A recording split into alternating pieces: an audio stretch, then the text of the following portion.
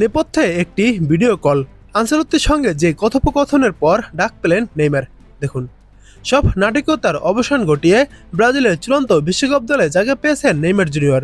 বিশ্বকাপ স্কোয়াডে তাকে ফেরানোর নেপথ্যে বড় ভূমিকা রেখেছেন কোচ কার্লো আনচেলত্তির সঙ্গে হওয়া একটি ভিডিও কল। শেষ পর্যন্ত সেই কথোপকথনের পরেই ব্রাজিলের ২৬ সদস্যের দলে জায়গা পেয়েছেন সান্তোস তারকা। ব্রাজিলিয়ান সংবাদ মাধ্যম গ্লোবো জানিয়েছে, গত বৃহস্পতিবার আনচেলত্তি ও ব্রাজিল ফুটবল কনফেডারেশনের জাতীয় দল পরিচালক রদ্রিগো কাইতানো ভিডিও কলে নেইমারের সঙ্গে কথা বলেন।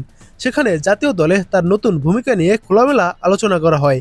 আনচেলত্তি স্পষ্ট করে দেন, নেইমার আর দলের অধিনায়ক থাকছেন না, এমনকি শুরুর একাদশও তার জায়গা নিশ্চিত নয়। ইতালিয়ান এই কোচ আরও জানান, তার অধীনে ব্রাজিল দলে নতুন কিছু আচরণবিধি চালু হয়েছে, যেগুলো সবাইকে মেনে চলতে হবে। সিবিএফ সূত্রে জানা গেছে, নেইমারকে সামাজিক যোগাযোগ মাধ্যম ব্যবহারে আরও সংযত হওয়ার পরামর্শ দেওয়া হয়েছে। আগের তুলনায় জাতীয় দলের পরিবেশে অনেক পরিবর্তন এসেছে বলেও তাকে জানানো হয়। তবে পুরো আলোচনা ইতিবাচকভাবে নিয়েছেন 34 বছর বয়সী এই ফরোয়ার্ড।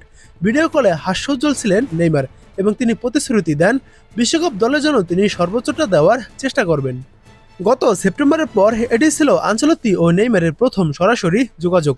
ব্রাজিলিয়ান সংবাদ মাধ্যমের দাবি, এই আলোচনার পর থেকে সিবিএফের ভেতরে নেইমারের বিশ্বকাপ দলে জায়গা পাওয়ার সম্ভাবনা প্রায় নিশ্চিত হিসাবে দেখা হচ্ছিল। সোমবার সকালে সান্তোসের হয়ে ম্যাচে কাফ মাসলে ব্যথা পাওয়ার পর নেইমারের শারীরিক অবস্থা পর্যবেক্ষণ করে সিবিএফ। পরে নিশ্চিত হওয়া যায় গুরুতর কোনো চোট নেই। এরপরে তাকে চূড়ান্ত দলে নেওয়ার সিদ্ধান্ত নেওয়া হয়। নেইমারকে জায়গা দিতে গিয়ে বাদ পড়েন জোয়া পেদ্রো।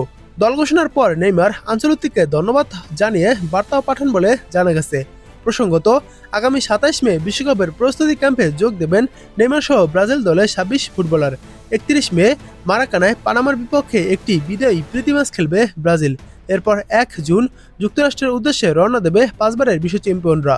বিশ্বকাপের আগে আরও একটি প্রীতি ম্যাচে ৬ জুন মিশরের মুখোমুখি হবে ব্রাজিল।